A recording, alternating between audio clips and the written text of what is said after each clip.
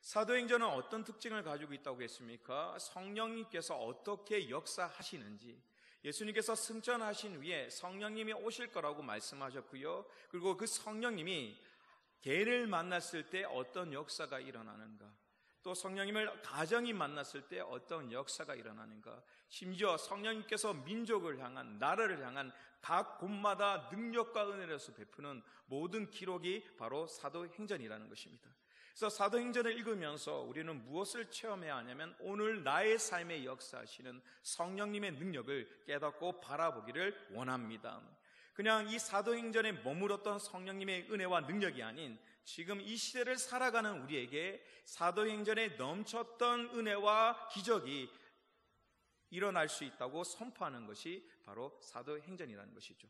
그래서 사도행전 말씀을 읽으면 읽을수록 성령님의 충만함이 넘치길 원하고요, 그 능력과 은혜로 세상에 나가 선포할 수 있는 귀한 삶, 권능의 삶이 되길 간절히 소망합니다. 오늘 본문에 보니까 본격적인 핍박이 일어났는데요, 뭐라고 표현하고 있냐면 12장 1절 말씀에 그때 헤롯 왕이 손을 들어 교회 중에서 몇 사람을 해하려 하여 라고 표현하고 있습니다. 헤롯 왕이 손을 들었다는 것은 단순히 손을 들었다라는 표현보다 무엇이 시작되었냐면 일이 시작되었다는 것이죠. 어떤 일이었습니까? 핍박의 일이라는 것입니다. 예수님을 믿는 사람을 처벌하고 죽이는 수많은 핍박의 시작이 되었다는 선포가 그 속에 있다는 것입니다. 더 이상 주님을 믿는 것이 쉬운 시대가 아닌 목숨을 걸어야 할, 정말 고난 속에 성령님의 은혜와 능력 없이는 살아갈 수 없는 그 시대의 시적이 헤롯을 통하여 일어났다라고 표현하고 있습니다. 오늘 우리 심령 속에서요, 하나님의 은혜의 손이 날마다 움직이시기를 간절히 소망합니다. 오늘 보니까 헤롯이 손을 들어 압박과 핍박과 수많은 고난의 일이 시작되었지만 믿는 자는 헤롯의 손이 아닌 하나님의 능력의 손이 들어 우리를 지키시고 보호하여 주신다는 것을 믿기를 간절히 소망합니다. 그래서 여러분이 가정 속에 들어가시고 직장 속에 들어가실 때마다 무슨 일을 감당할 때마다 기도하시길 원합니다. 오늘 하나님의 손이 들어 나를 보호하시고 인도해 달라고, 하나님의 능력의 손을 들어 우리의 삶을 이끌어 달라는 그러한 기도와 능력이 우리 삶 속에 충만하기를 원합니다. 2절 말씀에 보니까 요한이 형제 야고보를 칼로 죽이니 유대인들이 이 일을 기뻐하는 것을 보고 베드로도 잡으려 할새 때는 무교절 기간이라 라고 말씀하고 있습니다. 주님이 사랑했던 제자 중에 한 명이 야고보였습니다. 야고보의 별명은 우레의 아들, 좀 다혈질이고 또 이러한 모습이 있었지만, 혈기가 있었지만 주님의 사랑을 받는 제자였습니다. 그런데 오늘 본문에 보니까 칼로 죽임을 당하였다라고 표현하고 있죠. 이 말은 무엇입니까? 정신적인 재판이 아닌, 또 다른 사람, 그 시대의 유대인들에게 인기를 얻기 위해서 예수님을 믿는 그리스도인을 처벌하는 그러한 역사가 있었다라고 표현하고 있다는 것입니다. 그리고 세상의 수많은 사람들은 이를 기뻐하였다라고 표현하고 있다는 것입니다. 오늘 성령님의 능력 안에서 산다는 것은요, 세상과 투쟁할 수밖에 없는, 또 세상 속에서 담대히 나갈 수밖에 없는 삶과 모습이라는 것을 기억하길 원합니다. 세상은요, 하나님의 뜻대로 살기를 원치 않습니다. 우리가 누군가를 사랑하고 섬기는 것을 원치 않습니다. 때로는 주님의 말씀대로 살아가면 세상은 칭찬하는 것이 아니라 무능력하다, 바보다, 천치다, 그리고 멍청이다라고 세상 속에서 도리어 욕을 먹는 이 시대 속에 살고 있다는 것입니다. 누군가를 용서한다는 것, 그것은 굉장히 어려운 일이라고 말씀드렸습니다. 제가 이제 목사로서 가정 예배를 드리면서 예성이한테 얘기를 했죠. 이제 가난한 사람을 좀 돕고 힘든 아이들을 좀 도와주라고 얘기를 했습니다. 그리고 그때 한번 얘기를 드린 것 같은데, 좋은 옷을 사줬는데 그 옷이 없다 그랬잖아요. 학교 갔다 오니까 없는 거예요. 그래서 물어보니까 친구 줬대요, 친구. 왜 줬냐 그러니까 아빠가 그랬잖아. 불쌍하고 어려운 친구 있으면 도와주라고. 그렇게 얘기했거든요. 그럼 마음속에 목사로서 기뻐야 되잖아요. 아, 말씀대로 사는구나. 그 순간 얼마나 화가 나든지 그것이 얼마나 사기 위해서 큰 고민하다가 사는 옷이 아주 옷을 어떻게 줄 수 있냐, 갈등이 되는 거예요. 이것을 가져오나 얘기를 해야 되는가, 아니면 잘했다 칭찬을 해야 되는가, 그것이 얼마나 갈등이 되는지. 예배 드릴 때는 쉽게 얘기했거든요. 야, 학교에 다니면서 불쌍한 아이들 좀 도와줘야지. 또 왕따 당하는 친구가 있으면 같이 밥도 좀 먹어줘. 그리고 힘든 아이가 있으면 교회 나오자고 얘기해, 전도해 라고 수많은 얘기를 했죠. 근데 그 와중에 그 말씀에 순종해서 그 일을 하고 왔잖아요. 그럼 영적으로는 칭찬하고 더 붙들어 줘야 되는데 한편으로는 아우 멍청한 놈 줄라면 좀 싸구려 버릴 옷을 줘야지 새 옷을 주고 말이야, 막 이런 마음이 드는 것이죠. 그래서 끝까지 얘기를 못했어요. 잘했다 칭찬도 하지 않고 못했다 욕하지도 않고 그냥 침묵을 지킬 수밖에 없었고, 집사람하고 한동안 밤새 고민을 했던 이 문제에 대해서 어떻게 해야 하는가라는 고민. 다음날 이제 타일긴 했죠. 상황에 따라서 이게 많으면 나눠줄 수 있지만 하나밖에 없으면 너 입어도 된다고 말을 조금 얘기는 했지만, 그 순간에 수많은 갈등이 일어났죠. 앞으로 예성이가 내가 기도할 때 전도를 많이 하고 하나님의 말씀 속에 살지만 공부를 못한다면 내가 만족할 수 있을까? 학교에서 성김이 있고 왕따 당하는 친구들과 같이 놀지만 괴롭힘을 당하고 스스로도 그런 삶을 살아갈 때 마음이 어떨까? 수많은 갈등과 마음이 일어나는 것이죠. 말씀대로 사는 법을 가르쳐 주면서 세상 속에 그대로 살아갈 때 어떻습니까? 굉장한 한숨과 어려움을 낳을 수밖에 없는 것이죠. 전에 있던 교회에서 학부모 한 분이 찾아오셔서 사정하는 거예요. 무슨 사정이냐면 이 아이가 선교사가 되겠다고 지금 결단하고 있다고. 그래서 그걸 위해 기도해달라는 것이 아니라 어떻게 해달라고요? 말려달라고. 지금 선교사 나가면 이 시대에 어떻게 힘들고 할 텐데 무엇 가지고 나가는지 모르겠다. 이걸 말려달라고 이렇게 기도를 부탁하러 오신 거예요. 그럼 저는 어떻게 해야 될까요? 부모님 말대로 선교를 나가지 말라고 기도해야 할까요? 아니면 청년의 말대로 선교를 나갈 수 있도록 기도해야 할까요? 대답을 좀 해보세요.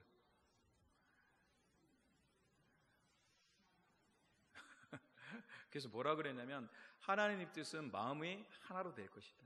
하나로. 그래서 부모님의 뜻대로 아직 준비가 되지 않으면 그 친구가 하나님께 은혜를 주셔서 기다리며 나갈 수 있는 모습이 될 것이고, 반대로 하나님께서 원하시면 어머니의 마음을 돌이켜 갈 수 있도록 도와줄 거라. 그래서 서로 포기하지 말고 이를 위해서 같이 기도하자라고 말씀드렸습니다. 우리가 살면서요, 말씀대로 산다는 것이 호락호락하진 않습니다. 우리가 예배와 교회에서 배운 대로 세상 속에 가정 속에 살아간다는 것이요, 쉽지는 않습니다. 때로는 수많은 결단 없이는 살아갈 수 없는 그 가정이라는 것이죠. 그래서 무엇이 필요합니까? 따라합니다. 성령님의 은혜와 충만함이 필요합니다. 그래서 오늘 우리의 삶 속에 무슨 일을 행할 때 성령님의 충만 없이는 감당할 수가 없는 것이죠. 그 고통과 고난을 이길 수 있는 힘이 우리 스스로는 없다는 것입니다.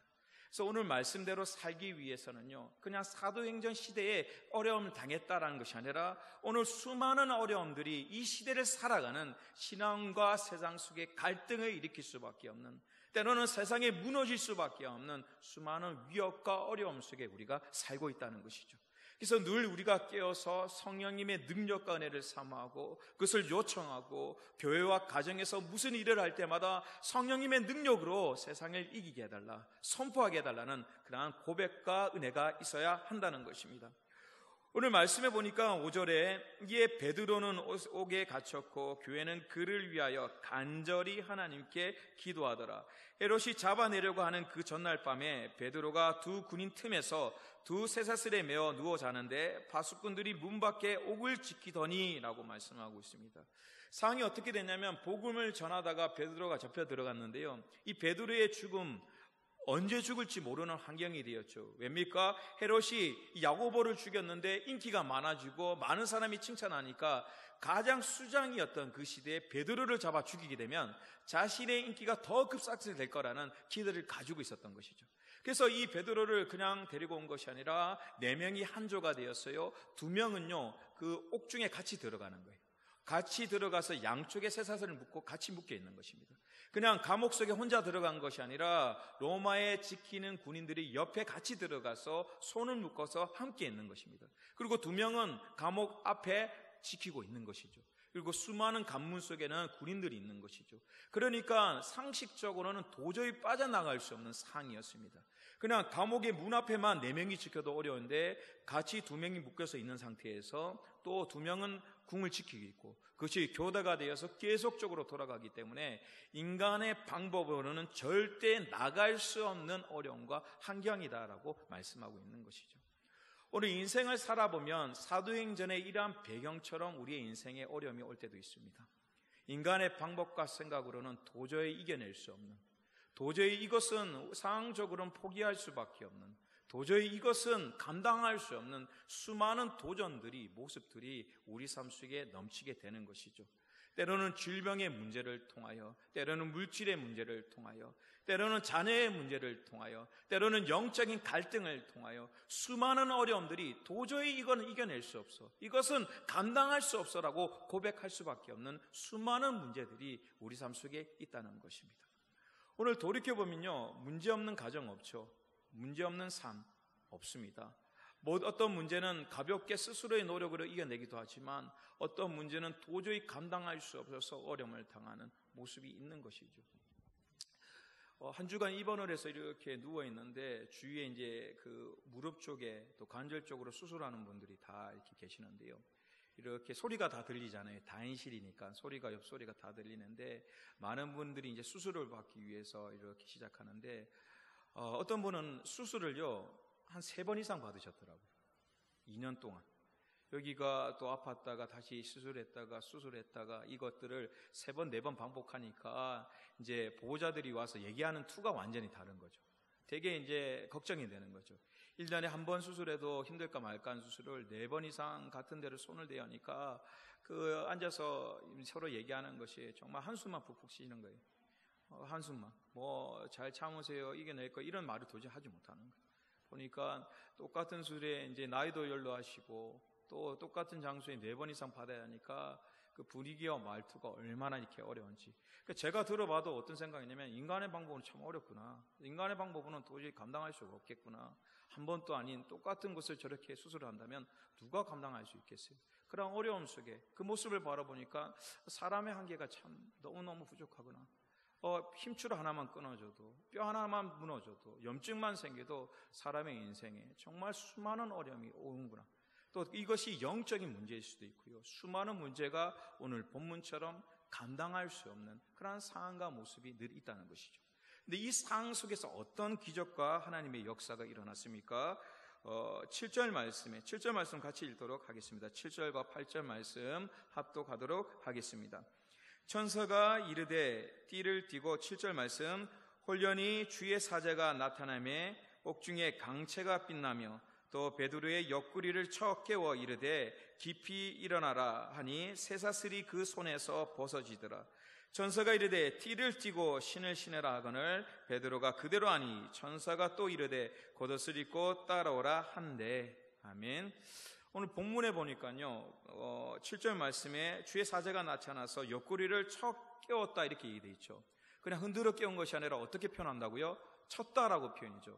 쳤다라는 표현이 헬라로 보면 파타소라는 표현을 가지고 있는데요, 흔들다가 아니라 때리다, 심지어 죽이다라는 의미를 가지고 있죠. 다른 말로 격렬하게 흔들었다라고 얘기를 하고 있습니다.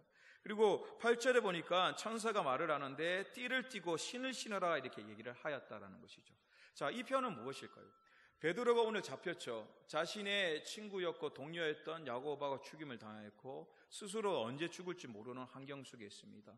그 상황 속에서 베드로가 잠을 잤는데요, 어느 정도로 잤냐면 흔들어 깨운 정도가 아니라 때려서 죽일 정도로 심하게 쳐서 베드로를 깨웠다라고 얘기하죠. 그리고 뒷부분에 보니까 신을 신었다는 것은 뭐냐면 내일 언제 죽을지 모르는 상황 속에서 집에서 자는 것처럼 모든 것을 해제하고 편하게 자고 있었다는 거예요. 그래서 천사가 옷을 입어라라고 시간을 줄 정도로 그런 모습이 있었다라고 표현하고 있습니다. 이 베드로 속에 이 베드로를 바라보면서 무엇을 바라보게 되냐면 따라합니다. 베드로는 하나님의 평강 속에 살았다. 하나님의 평강 속에 살았다는 것이죠. 오늘 아까 말씀드렸죠. 삶에 큰 문제가 왔을 때 어떻게 됩니까? 우리는 갈등하고 조마조마하잖아요. 근데 베드로는 하나밖에 없는 생명이 언제 죽을지 모르는 환경 속에서요, 그냥 잠 정도가 아니라 깊이 잠이 들었고요. 그리고 잘 때도 어떻게 되냐면 내일 죽을지 모르는데 걱정한 것이 아니라 모든 것을 팽개치고 집에서 자는 것처럼 편안하게 잤다는 의미를 가지고 있죠. 이것이 성령님의 충만한 능력과 은혜라는 것을 기억하길 원합니다. 환경에 폭풍 같은 어려움과 벼락 같은 어려움이 있어도 주님이 계시기에, 때로는 이를 통하여 내가 죽더라도 하나님 뵐 수 있으니까, 이것 때문에 어렵더라도 하나님의 은혜가 있으니까, 때로는 내 뜻대로 되지 않더라도 하나님이 지키시고 보호하고 내가 하나님을 믿기에라는 그 마음이 삶의 큰 중심이 되었다는 것이죠. 그것이 하나님의 평강과 성령님의 충만한 삶이었다는 것을 우리는 기억하길 원합니다. 베드로의 뜻대로 된 것이 하나도 없잖아요. 복음을 전했는데 감옥 속에 오고, 감옥 속에 도망치고 수 있는 환경이 되지 않죠. 2명의 군인이 같이 있고 문지기들이 다 지키고 있고, 언제 죽을지 모르는 그 가운데 그는 편안한 마음으로 잠을 잘 수 있었다는 이유, 그것이 무엇입니까? 하나님이 계시기에, 내가 죽거나 살거나 모든 것이 하나님의 은혜와 능력이라는 그 마음이 있었기에 이러한 삶이 되었다는 것을 기억하길 원합니다. 어떻게 보면요, 우리가 믿는 신앙이 있다면 신앙의 배짱이 좀 있으셔야 합니다. 왜입니까? 모든 문제의 끝은 그냥 죽음으로 끝나는 거예요. 그러나 중요한 것은 죽음보다 더한 것은 아무것도 없잖아요. 인생의 마지막 족종과 큰 어려움은 죽음이라는 큰 간문과 문제라는 것이죠. 그런데 우리는 그 문제와 간문의 숙제를 해결해야 한다는 것을 기억하길 원합니다. 세상 속에서도 하나님의 은혜에 살지만 오늘 죽더라도 하나님의 품속에 거하는 새로운 시작이 있다는 그 기대가 있는 것이죠. 그래서 우리의 신앙인은요, 세상이 안절부절할 때 우리의 마음을 지킨다는 것은 때로는 어렵기도 합니다. 그러나 우리 마음의 중심에는 하나님이 계시지, 하나님이 지키시지, 하나님께서 인도하시지라는 그 믿음의 끈을, 그 생명의 끈을 놓치지 않는 귀한 삶이 되길 간절히 소망합니다.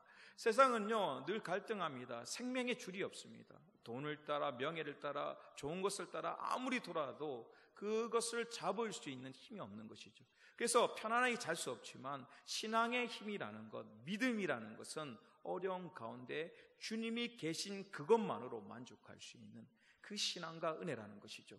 성령님의 충만한 삶은 그러한 삶입니다. 오늘 여러 가지 문제와 어려움이 있습니까? 주님의 손을 부여잡는 귀한 신앙이 되길 간절히 소망합니다. 주님의 말씀을 부여잡기를 원합니다. 주님의 기도를 부여잡기를 간절히 소망합니다. 그래야 하나님께서 어떻게 인도하신지를 맡기고 의탁할 수 있는 그러한 신령과 능력과 권능이 되길 원합니다.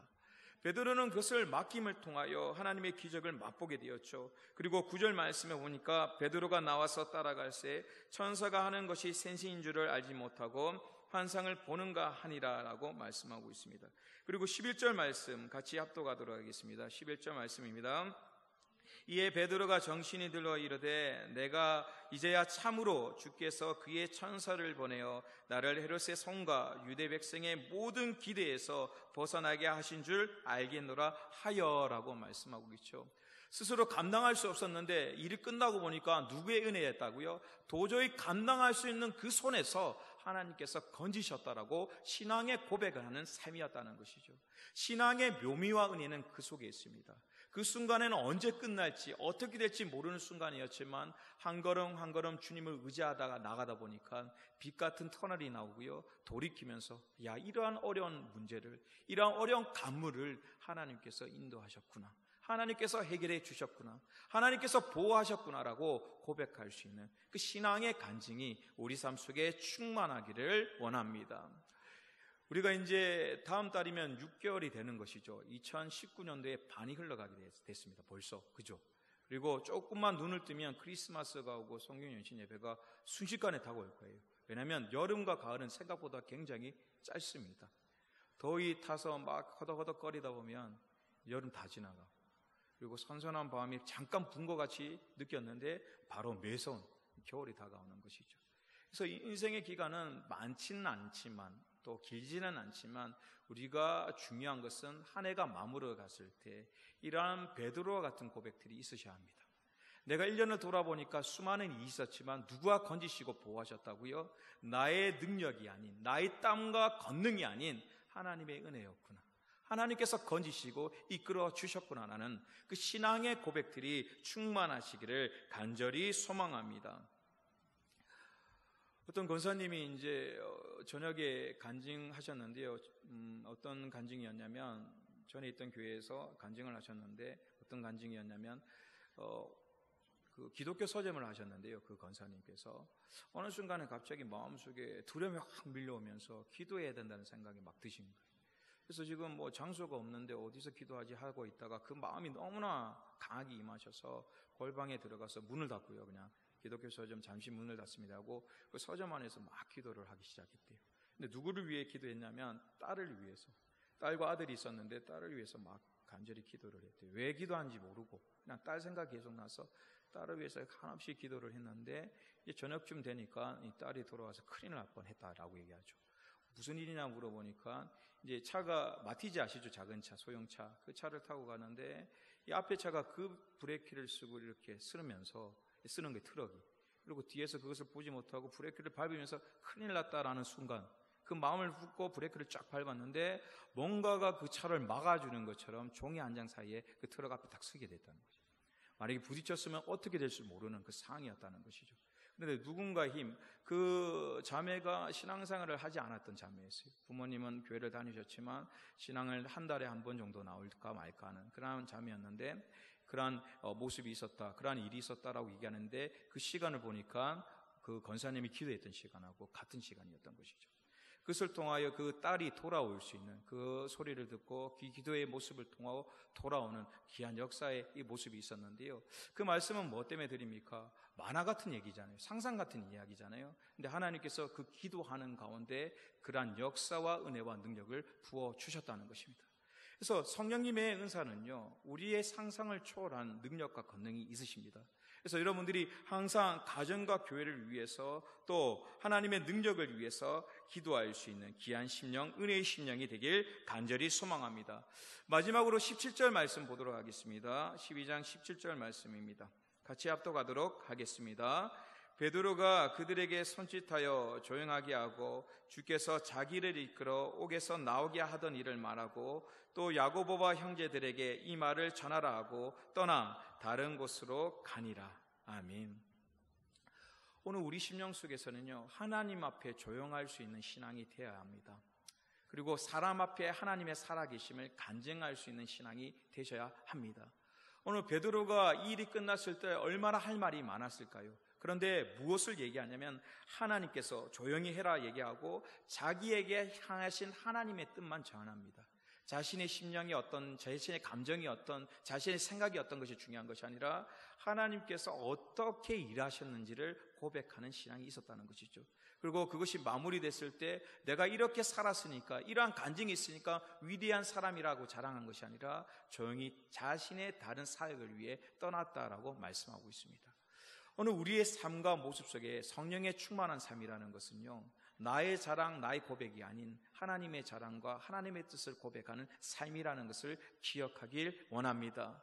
그래야 어떤 일이 있을 때 우리의 자랑을 조용히 침묵할 수 있는, 그러나 하나님의 일하심은 크게 선포할 수 있는 신앙, 그 신앙이 바로 성령님의 충만한 신앙이며 능력의 신앙일 줄 믿습니다. 그래서 우리가 이러한 삶을 살기 위해서는요, 어떻게 사셔야 하냐면 따라합니다. 교회를 칭찬하자, 성도를 칭찬하자, 서로 칭찬할 수 있는 삶이 되셔야 합니다. 어디를 가든 우리 교회에 하나님이 역사하시고 너무너무 좋은 교회라는 선포, 또 누구든지 만났을 때 하나님의 살아계심, 또 우리 교회의 자랑들, 또 하나님의 살아계신 그러한 선포가 있을 때 큰 목소리와 능력이 된다는 것이죠. 그것이 우리의 자부심이 되고 권능이 된다는 것을 기억하길 원합니다. 그래서 하나님께서 선하신 일이 있을 때마다 선포하시길 원합니다. 속회일 때마다, 모일 때마다 하나님께서 역사하셨던 그것은 크게 자랑할 수 있는, 선포할 수 있는, 그러나 나의 자랑과 나의 생각들은 침묵을 지킬 수 있는, 그리고 묵묵히 다음날 나의 삶을 할 수 있는 그러한 성숙한 신앙인들이 성령님의 충만함을 통하여 이루어지는 기양 역사, 축복의 역사가 일어날 줄 믿습니다. 기도하도록 하겠습니다. 수요 오후 예배에 하나님 불러주시고 성령님의 충만한 강구와 은혜 속에 살게 하심을 감사합니다. 때로는 오늘 베드로처럼 감당할 수 없는 문제와 어려움이 있습니다. 때로는 고난을 통하여, 때로는 연단을 통하여 수많은 어려움을 당하기도 합니다. 그러나 오늘 말씀처럼 하나님께서 인도하십니다. 하나님께서 이끌어 주십니다. 때로는 우리가 생각지 못한 모든 문제를 하나님의 놀라운 방법으로 응답해 주시고 더욱더 하나님을 자랑하며 사랑할 수 있는 통로로 만들어 주심을 감사합니다. 특별히 사랑하는 성도님들이 삶을 통하여 하나님을 찬양하고 살아계신 주님을 의지함을 통하여 입술에 신앙의 간증이 충만할 수 있도록 이끌어 주옵소서. 복된 길로 인도하여 주시고 축복의 길로 인도하여 주시고 때로는 고난과 연단 속에서 힘을 내어 선포하여 담대히 나아갈 수 있는 살아있는 그리스도인이 될 수 있도록 축복의 축복을 더하여 주시옵소서. 오늘도 모든 권세가 주께 있음을 고백하며 살아계신 주 예수 그리스도의 이름으로 기도합니다. 아멘.